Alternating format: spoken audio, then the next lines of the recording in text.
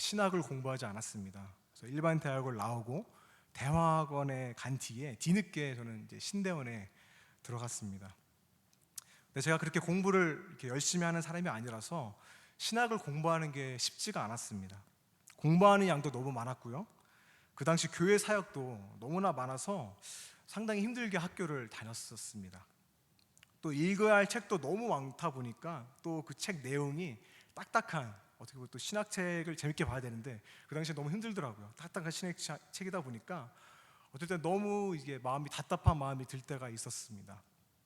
그래서 그러한 답답한 마음이 들 때면 학교 도서관에 가서 좀 마음 좀 식힐 겸 에세이나 시집이나 문학 작품을 빌려보곤 했습니다. 어느 날은 제가 학교에서 이렇게 도서관에 가다가 숨어 계신 하나님이라는 책이 있더라고요. 그래서 제가 그 책을 빌려서 읽었습니다. 이 책은 영화 밀양을 가지고 어떤 목사님이 쓴 책인데요. 제가 이 책을 읽고 있으니까 주위에 있는 전도사님들이 이 책의 제목을 보고는 이렇게 얘기하더라고요. 왜 이런 책을 읽냐고, 왜 하나님이 숨어 계시냐고, 지금 하나님이 살아계신데 왜 이런 책을 읽냐고 저한테 그렇게 대뜸 말하는 거였습니다. 이 책 좀 이상한 책 아니냐. 여러분, 맞는 말이죠. 그런데 저는 그 말이 저에게는 너무나 불편하게 들렸습니다. 그래서 저는 그렇게 말했습니다. 그래, 틀린 말은 아니지. 하나님 살아계시지. 하지만 살아가다 보면 그렇게 답만 가지고 말할 수 없는 부분도 있는 것 같다. 여러분들은 어떠십니까? 살아가다 보면 하나님이 숨어 계신 것 같은 느낌 안 드십니까? 물론 하나님은 살아 계십니다. 우리가 그걸 모르는 건 아니죠. 문제는 하나님의 말씀대로 우리가 살아간다고 하지만 마치 하나님이 안 계시는 것 같은, 마치 우리의 인생을 그대로 그냥 내버려 두신 것 같은, 정말 말 그대로 숨어 계시는 듯한 그 하나님을 우리가 인정할 수밖에 없다는 것이죠. 그래서 우리는 이렇게 고백하죠. 하나님 도대체 어디에 계세요? 하나님 왜 숨어 계십니까? 라고 고백할 때가 있다는 것입니다. 여러분, 한국인이 너무나 사랑한 시인이죠. 서시로 너무나 잘 알려진 윤동주 시인, 여러분 너무나 잘 아실 겁니다. 여러분, 윤동주는 일제 강점기 때 태어나서 민족의 아픔을 노래하다가 짧은 생을 마감한 시인이죠. 윤동주의 시 가운데 우리에게 비교적 잘 알려지지 않은 시가 있습니다. 팔복이라는 시입니다. 아시는지 모르겠는데 이 시는 원래 읽는 것보다 봐야 됩니다. 그래서 보여주지 못해서 안타까운데 이 시는 이렇게 되어 있습니다. 슬퍼하는 자는 복이 있나니, 슬퍼하는 자는 복이 있나니, 슬퍼하는 자는 복이 있나니, 슬퍼하는 자는 복이 있나니, 이렇게 8번을 계속해서 반복하고요. 마지막에 이렇게 끝을 맺습니다. 저희가 영원히 슬플 것이요. 저는 윤동주를 좋아했는데 이 시를 처음 봤을 때 너무나 놀랐습니다. 여러분, 영원히 슬플 것이라는 이거는 거의 저주시 아닌가요? 그것도 성경 말씀을 가지고 이렇게 자기 마음대로 써도 되는지 좀 그런 마음이 들었습니다. 그래서 저는 이 시를 보고 윤동주가 믿음을 잃었었나라는 의구심이 들었었습니다. 굉장히 냉소적이고요, 어떻게 보게 되면 불경스럽기까지 하죠. 그야말로 예수님의 팔복 전체를 패러디하고 냉소하는 것 같습니다. 그래서 이 시를 해설하는 글들을 제가 궁금해서 찾아보게 되니까 이 시는 불신앙에 기초했다, 그래서 풍자시다라고 평가하는 사람들이 많더라고요. 그런데 여러분, 한편의 시를 이해하려면요, 그 시만 달랑 봐서는 안 되죠. 그 시를 썼던 다른 시와 함께 읽어야지 그 시가 이해가 될 때가 있습니다. 성경도 마찬가지 아닙니까? 그래서 이 시기에 쓰여졌던 윤동주의 대표적인 시 가운데 하나가 유명하죠. 십자가라는 시가 있습니다. 그 시에서 윤동주는 이렇게 고백하죠. 외로웠던 사나이, 행복한 예수 그리스도에게처럼 십자가가 허락된다면 모가지를 들이우고 꽃처럼 피어나는 피를 어두워가는 하늘 밑에 조용히 흘리겠습니다.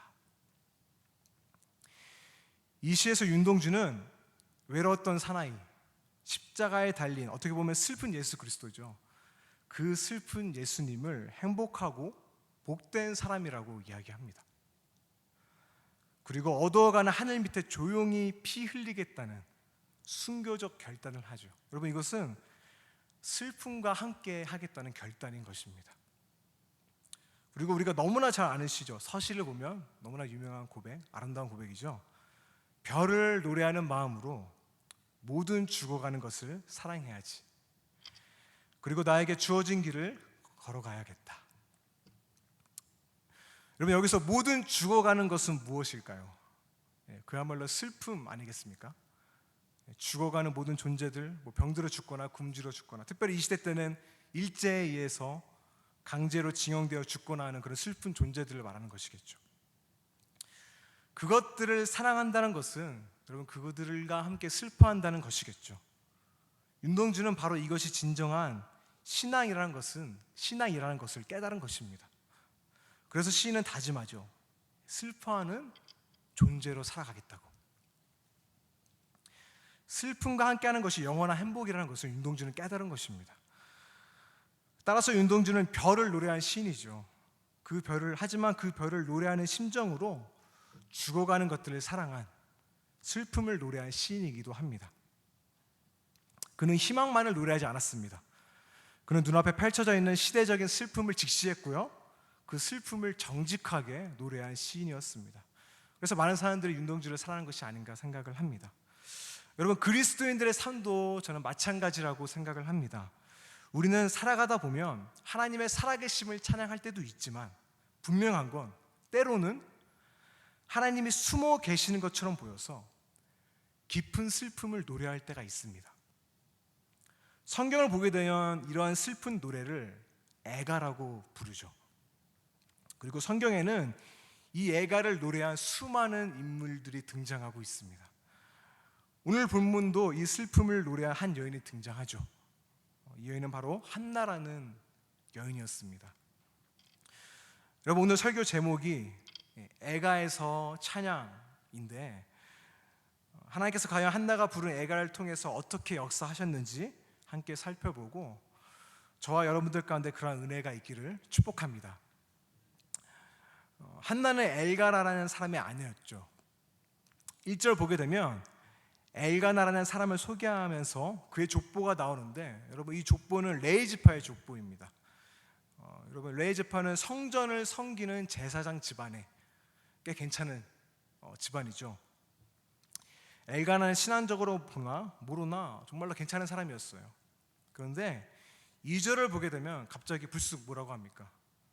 그에게 갑자기 두 아내가 있었으니 한 사람의 이름은 한나요, 또 한 사람의 이름은 분인나라라고 말하고 있죠. 무언가 분위기가 심상치 않게 흘러가죠. 세컨드가 있네, 그렇죠? 그러한 엘가나에게 아내가 또 둘이 있었다는 겁니다. 첫째 아내가 한나고 둘째 아내가 분인나라는 여인이었습니다. 왜 이런 일이 일어났을까요? 그 다음 구절에 이유가 나오죠. 분인나에게는 자식이 있고 한나에게는 자식이 없었더라. 여러분, 불행하게도 한나는 불임의 여인이었어요. 오늘날에도 불임은 안타까운 일이지만 이 당시의 불임은 더욱더 심각한 것이었습니다. 여러분, 당시 고대 근동 아시아에서 자녀를 많이 낳은 여인은요, 거의 영웅으로 칭송받았다고 해요. 왜냐하면 자녀가 많다는 것은 경제적인 성공을 의미했고요, 또 가문의 영광을 이어간다는 의미였기 때문입니다.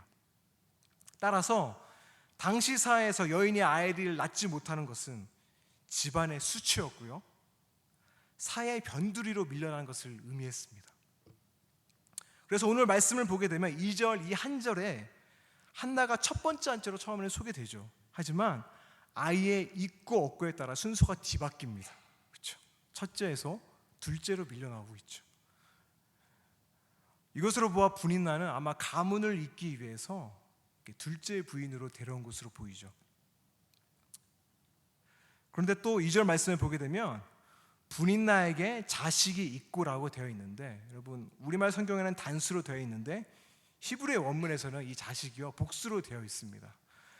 한 명도 아니고요, 2명 이상의 자녀가 있었던 걸로 보이죠. 하지만 그에 비해 한나는 어떻습니까? 첫째 부인임에도 불구하고 아이가 없었어요. 불임의 여인이었습니다. 한나의 불행은요, 이뿐만이 아니었습니다. 6절과 7절 하반절을 보게 되면 두 번이나 반복돼서 나오는 표현이 있죠. 6절에 그의 적수라고 하죠. 그의 적수인 분인나가 그를 심히 격분하게 하여 괴롭게 하더라. 또 7절 분인나가 그를 격분시킴으로 한나가 울고 먹지 아니하니. 안 그래도 불인 때문에 불행한데 그러한 한나를 더욱 고통스럽게 한 것은 여러분 분인나의 괴롭힘이었습니다. 어떻게 괴롭혔는지 모르겠지만 여기서 격분이라는 그 원어의 뜻을 찾아보면요, 천둥을 치다라는 뜻이라고 해요. 분인나가 천둥을 치듯이 한나의 속을 완전히 뒤집어 놨다는 겁니다. 뭐 멸시했듯이 뭐 어떻게 했듯이 모르겠죠. 얼마나 속을 뒤집어 놓았겠습니까? 여러분, 이러한 모습은 아브라함의 가정에서도 우리는 볼 수 있습니다.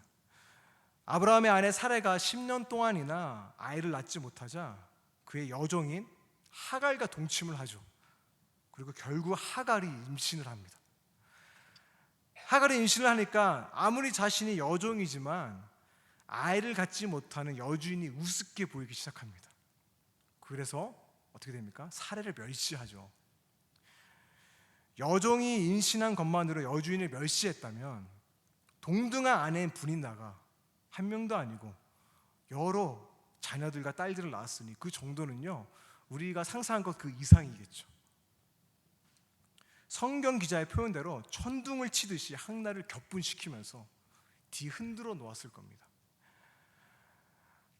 여러분, 불임이 주는 스트레스와 고통은요, 뭐 오늘날도 마찬가지죠. 제 주위에도 이제 결혼하고 막 아이를 낳는 그런 시기잖아요, 제 나이대가. 그래서 주위에도 불임으로 인해 고통받는 부부들이 몇 있었는데 이들이 받는 고통은 제가 겪어보지 않았지만 말로 할 수 없다고 합니다. 특히 교회에서 지내다 보면 주변 부부들은 아이를 낳고 축하를 받는데 자신들은 결혼한 지 오랜 시간이 지났음에도 불구하고 계속해서 아이가 생기지 않으니까 그로부터 오는 스트레스는요, 교회를 떠나고 싶을 정도라고 얘기를 하더라고요. 너무나 큰 스트레스인 겁니다. 실제로 저는 떠난 커플들도 본 적이 있고요. 더군다나 뭐 중직자 자녀들, 그러한 일을 겪게 될 경우 많은 사람들의 시선이 따갑죠. 그래서 너무나 괴롭다고 하더라고요. 또 다른 부부들은 아무런 문제 없이 아이가 생기는데 이런 생각이 들지 않겠습니까? 왜 나는 아이가 안 생길까? 내가 죄를 지었나? 하나님 앞에 무슨 잘못을 했나? 하나님으로부터 오는 혼란스러움과, 여러분 기도했겠죠. 당연히 기도했겠죠. 그런데 달라지지 않은 상황 때문에 깊은 슬픔 가운데 있을 수밖에 없는 게 바로 그 불임인 것 같습니다. 잉태하지 못함으로 겪게 되는 한나의 고통과 슬픔은요, 그 시대 때는요, 이것보다 우리가 겪어보지 않았기 때문에 엄청난 것이었을 겁니다. 그런데 오늘 말씀에서 선뜻 이해가 되지 않는 뜻밖의 말씀이 나오죠. 5절과 6절 보게 되면 이것도 두 번 반복해서 강조하죠. 그것이 무엇입니까? 여호와께서 그에게 임신하지 못하게 하시니. 여러분, 지금 한나의 불임이 누구 때문이라고 성경 기자는 이야기합니까? 여러분, 남편 엘가나가 한나를 사랑하지 않아서일까요? 아니죠. 5절 보게 되면 엘가나는 한나를 사랑해서요, 재물의 분깃을 갑절이나 주었다고 하고 있어요. 엘가나는 한나를 사랑했어요. 근데 뜻밖에도 성경 기자는요, 이 모든 고통의 원인이 여호와라고 말하고 있어요. 그것도 두 번씩이나 강조해서 말을 하고 있죠. 한나가 죄를 지은 것도 아니고요, 엘가나가 한나를 사랑하지 않은 것도 아닙니다. 너무나 뜻밖에도요, 그 모든 고통의 원인이 여호와라고 이야기를 하고 있는 겁니다. 그야말로 한나에게 있어서 하나님은요, 마치 숨어 계셔서 슬픔의 노래를 부를 수밖에 없는 그런 한나인 것이죠. 여러분, 왜 하나님의 백성이 잉태하지 못하는 것일까요? 왜 이 땅에서 슬픔의 노래를 불러야만 하는 것일까요? 제가 직접 들은 건 아닌데요, 어떤 분을 통해서 제가 들었습니다. 사업을 하시는 분이 있었는데 이분이 이제 깊은, 그러니까 큰 은혜를 받아서 이제 변화가 된 겁니다. 그래서 이제는 나는 새롭게 태어났다. 하나님의 백성답게 나는 사업을 운영하겠다. 그래서 제대로 세금 내고 정직하게 사업을 운영하려고 하니까 수입의 70%가 줄더랍니다. 그런데 이게 1년이 아니라 몇 년 동안 계속되는 겁니다. 그래서 심지어 너무나 원망이 들고 힘드니까 자살 충동까지 느꼈다고 합니다. 하루도 몇 번으로 회사가 넘어가려고 하니까 너무나 힘든 거예요. 저는 이분의 이야기가 이분만의 이야기만이 아니라 하나님을 믿는 이 땅의 모든 사람들이 경험하는 이야기가 아닐까 저는 생각을 합니다. 하나님의 말씀대로 살면은요, 분명히 축복받는 것도 있죠. 하지만 태가 닫힌 것처럼 보이는 때가 있다는 겁니다. 오히려 하나님의 말씀대로 살기 때문에 힘들어지는 경우가 생기죠. 여러분 한번 하나님의 백성으로 하나님의 말씀대로 살아보십시오. 어떠한 일이 일어나겠습니까? 만사 형통일까요? 아니죠. 어떤 때는요, 우리의 삶이 잉태지지 못하는 것처럼 보일 때가 있다는 거예요. 내가 하나님의 말씀대로 살기 때문에 가정에서 고통받을 수 있고요, 또 학교에서 왕따 당할 수 있고요, 직장에서 손해보는 일이 생긴다는 거예요. 사도행전의 사도들도요, 성령의 충만함을 받고 예수님을 증거한, 하나님의 뜻이잖아요, 복음을 전하는 건. 예수님을 증거한 그 순간부터 핍박이 시작되죠. 많은 권세자들 앞에서 예수님을 증거했을 때 무언가 기적이 일어나서 뭔가 하나님의 살아계심의 역사가 일어나야 되잖아요. 근데 아무런 일도 일어나지 않죠. 그냥 사도들은 핍박을 받고 갇힘을 당합니다. 하나님이 그들로부터 숨어 계시는 듯해요. 여러분, 이 모든 고통이 누구 때문입니까? 아마 그것은 하나님의 백성들이 하나님의 말씀대로 살기 때문에 이 땅에서 당하는 고통이 아닐까 저는 생각을 합니다. 그런데 오늘 본문 보니까 한나는 이 깊은 고통을 가지고 어떻게 합니까? 실로로 올라가서 그 여호와께 기도를 하죠. 한나는 너무나 잘 알았던 것 같습니다. 자신을 임신하지 못하게 한 것이 여호와라면 이 문제를 해결할 분도 여호와라는 것을 너무나 잘 알았던 거예요. 10절을 보게 되면 이렇게 기록되어 있죠. 한나가 마음이 괴로워서 여호와께 기도하고 통곡하며. 그리고 한나는요, 자신의 전 존재를 거는 기도를 하죠. 11절입니다. 만군의 여호와여, 만일 주의 여종의 고통을 돌보시고 나를 기억하사 주의 여종을 잊지 아니하시고 주의 여종에게 아들을 주시면 내가 그의 평생에 그를 여호와께 드리고 삭도를 그의 머리에 대지 아니하겠나이다. 여러분, 이것이 그 유명한 한나의 기도죠. 하지만 이 기도는요, 고통 가운데, 슬픔 가운데 들어진 기도라는 것입니다. 얼마나 간절하면서 애절하게 기도했는지 여러분 정말로 힘들 때 기도해 보셨죠? 어떻습니까? 소리도 안 나오죠. 마음이 터질 것 같은데 하나님 앞에서 그냥 눈물밖에 안 나올 때 여러분 있지 않으십니까? 한나가 이렇게 입술을 움직이는데 고통 가운데 기도하니까 엘리 제사장이 한나가 술을 먹은지 알고 술을 끊으라고 하죠. 심지어 엘리에게서 슬퍼하는 모습이 불경건한 모습으로 보였던 것 같습니다. 그러자 한나가 이렇게 대답을 합니다. 15절입니다. 그렇지 아니하나이다. 나는 마음이 어떤 여자입니까? 슬픈 여자라. 포도주나 독주를 마신 것이 아니요 요 앞에 내 심정을 통한 것뿐이니. 아닙니다. 나는 지금 술 마신 것이 아닙니다. 나는 마음이 지금 슬픕니다 라고 이야기를 하는 거죠. 그리고 요 앞에 내 심정을 통한 것뿐이라고 말을 하죠. 이것을 직역하면요, 내가 하나님 앞에 마음을 쏟아 놓았습니다 라는 그 말입니다. 그리고 16절입니다. 당신의 여종을 악한 여자로 여기지 마옵소서. 내가 지금까지 말한 것은 나의 원통함과 격분됨이 많기 때문입니다. 여러분, 한나는 지금 술을 먹은 것이 아니라 오히려 내 안에 있는 슬픔, 아픔, 억울함, 분노, 그것들을요 하나님께 토해내고 있는 거예요. 정직하게. 윤동주 시인의 팔복과 같이 깊은 슬픔과 절망 가운데 빠져있는 한나는요, 그 아픔을요 하나님께 쏟아내고 있는 겁니다. 그래서 한나의 기도는요, 일종의 애가죠. 슬픔 가운데 기도할 수 있는 애가. 한나는 지금 슬픈 노래를 부르고 있는 겁니다. 사랑하는 해성교회 성도 여러분, 지금 여러분들은 어떠한 노래를 부르고 계십니까? 하나님의 살아계심을 노래하는 찬양입니까? 아니면 지금 내 삶 가운데 하나님이 마치 숨어 계시는 듯하게 느껴져서 그 앞에서 슬퍼하며 부르는 애가입니까? 놀랍게도 시편을 보게 되면 이러한 고통받는 백성들의 애가들이요, 수없이 많이 기록되어 있어요. 여러분, 시편의 두 장르는 찬양과 애가인데요, 이 둘 중에 어느 게 더 많이 기록되어 있을 것 같나요? 찬양입니까? 애가입니까?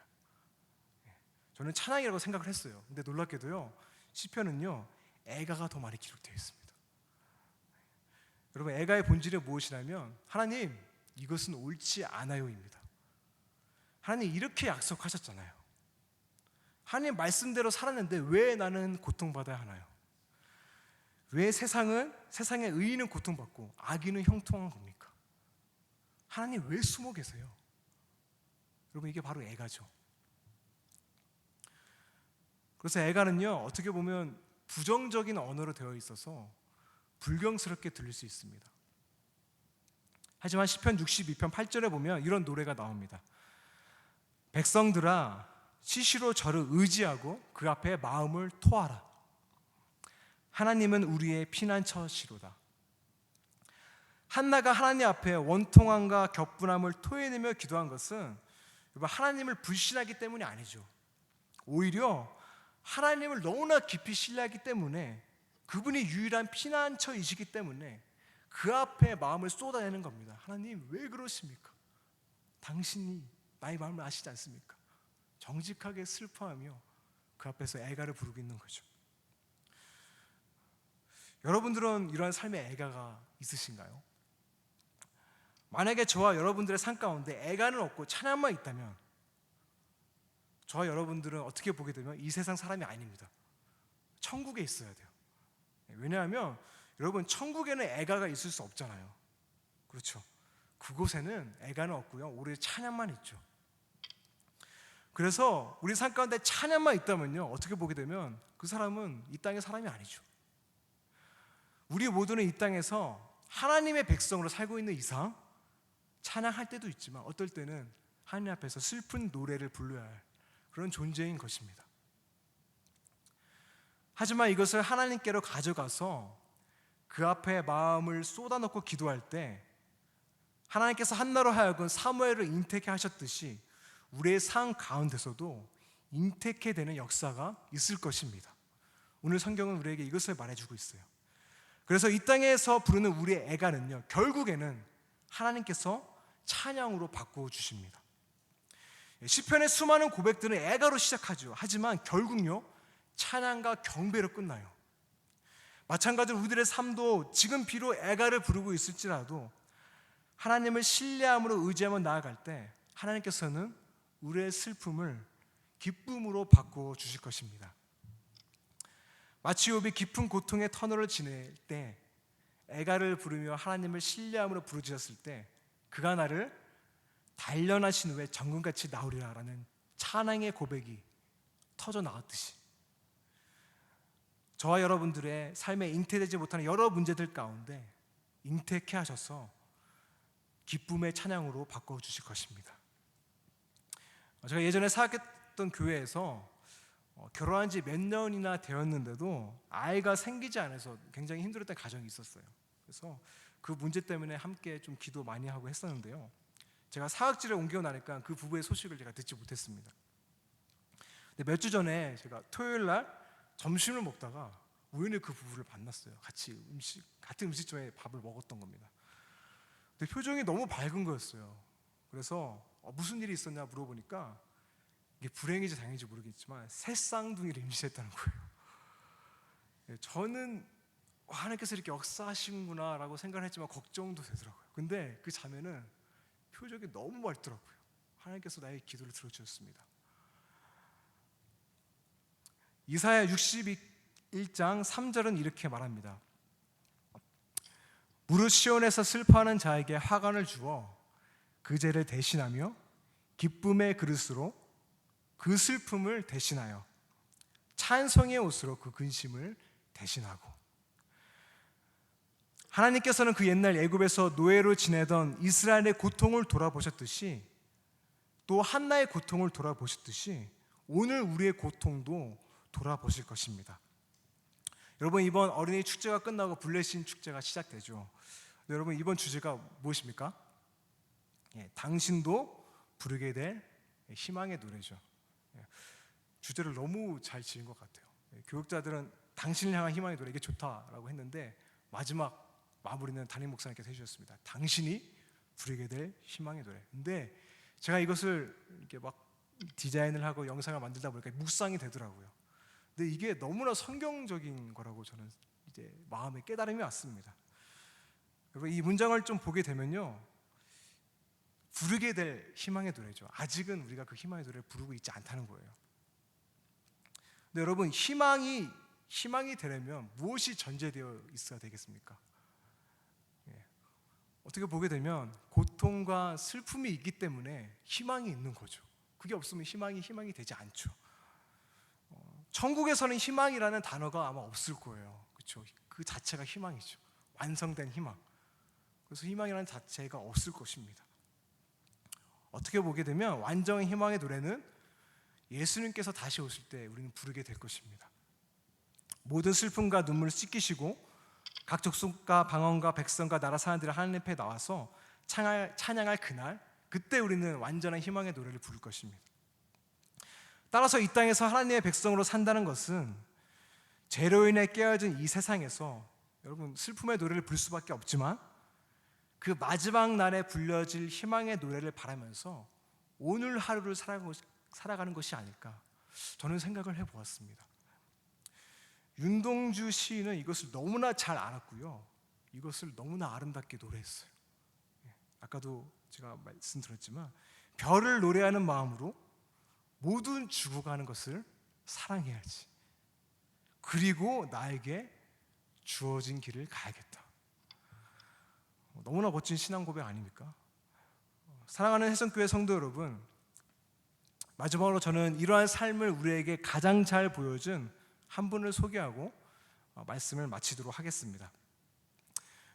여러분, 그분은 하나님의 아들임에도 불구하고 모든 사람들로부터 찬양을 받는 왕의 모습으로 이 땅에 오시지 않고 고통받는 종의 모습으로 오셨습니다. 그리고 그분은 역사상 가장 위대하면서도 가장 처절한 슬픈 애가를 십자가 위에서 자신의 생명을 내놓으시며 부르시죠. 엘리 엘리 라마 사박다니, 나의 하나님 나의 하나님 어찌하여 나를 버리셨나이까. 하나님의 아들은 예수 그리스도마저 겟세마네 동산에서 자신의 뜻이 아닌 하나님의 뜻대로 순종했지만 그 결과는요, 아무리 불러도 대답 없는, 마치 하나님이 숨어 계시는 듯한 절망의 상황이었어요. 그러한 상황에서 예수께서는 시편 22장을 인용해 가시면서 애가를 부르시죠. 엘리 엘리 라마 사박다니, 나의 하나님 나의 하나님 어찌하여 나를 버리시나이까. 하지만 결국 하나님께서는 그를 죽음에서 다시 살리셨고, 죄와 죽음으로 가득한 이 세상에서 희망의 노래, 구원의 노래가 시작되게 하셨고, 그를 믿는 모든 자마다 새 생명을 잉태케 하는 놀라운 일을 이루시죠. 여러분, 애가가 찬양으로 바뀌는 위대한 순간입니다. 결국 한나의 기도도요, 사무엘을 통해 응답되고, 더 나아가서 한나의 입술을 통해 응답되죠. 사무엘상 2장이 바로 그 한나의 노래예요. 애가를 찬양으로 바꾼 그 한나의 고백입니다. 제가 읽겠습니다. 내 마음이 여호와로 말미암아 즐거워하여. 그 슬픈 한나가 이제는 즐거워 노래하죠. 내 뿔이 여호와로 말미암아 높아졌으며 내 입이 내 원수들을 향하여 크게 열렸으니 이는 내가 주의 구원으로 말미암아 기뻐함이니이다. 여호와와 같이 거룩한 이가 없으시니 이는 주밖에 다른 이가 없고 우리 하나님 같은 반석도 없으심이니이다. 여러분, 한 사람이 그 슬픔을 가지고 여호와 앞에 쏟아내었을 때 하나님께서 그 애가를 찬양으로 바꾸시죠. 더 나아가 하나님께서는 이 한나의 고백을 통해서 그 어두웠던 사사 시대를 지나고 회복의 역사를 이끄시는 희망의 노래를 부르게 하십니다. 사무엘을 통해서 회복을 이끄시고요, 다윗을 통해 이스라엘은요 진토에서 영광스럽게 회복되는 역사가 일어나게 되는 것입니다. 사랑하는 해성교회 성도 여러분, 오늘도 하나님은 우리가 이해할 수 없지만 우리에게 오는 알 수 없는 고통 가운데 있을 때, 우리가 기도할 때, 우리가 애가를 부를 때 우리의 고통을 들으시는 하나님이십니다. 그 옛날 애굽에서 고통받던 이스라엘 백성의 고통의 소리를 들으시고 응답하신 것 같이 여러분들의 고통의 소리, 부르짖는 기도의 소리에 응답하실 것입니다. 여러분, 그렇기 때문에 우리는 기대하고요, 기도할 수 있는 것이죠. 미래가 없어 불평하고 애통해하던 여인이 새로운 생명을 얻고 애가에서 찬양으로 바뀌었듯이 저와 여러분들의 삶 가운데서도 동일하게 역사하실 것입니다. 따라서 이 땅에서 부를 우리의 노래가 여러분 슬픈 애가일지라도 그 애가를 찬양으로 바꾸실 하나님을 끝까지 신뢰하는 저와 여러분이 되시기를 축복합니다. 우리 함께 기도하시겠습니다.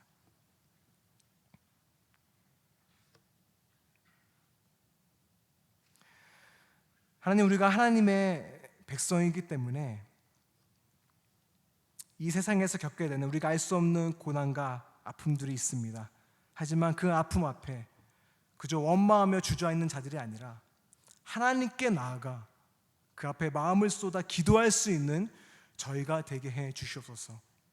이 시대에 반드시 불러야 할 애가가 있다면 하나님, 우리가 그 애가를 부르게 해주시고 예수님께서 그렇게 하셨던 것 같이 슬퍼하는 자들과 함께 슬퍼하는 저희가 되게 하여 주시옵소서. 돌아오는 주에 블레싱 축제가 시작됩니다.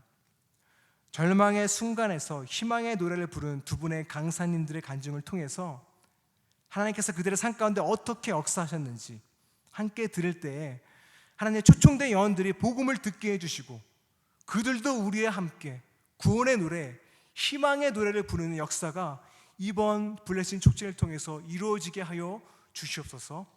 예수 그리스도 이름으로 기도하였습니다. 아멘. 하늘에 계신 우리 아버지, 아버지의 이름을 거룩하게 하시며 아버지의 나라가 오게 하시며 아버지의 뜻이 하늘에서와 같이 땅에서도 이루어지게 하소서. 오늘 우리에게 일용할 양식을 주시고 우리가 우리에게 잘못한 사람을 용서하여 준 것 같이 우리 죄를 용서하여 주시고 우리를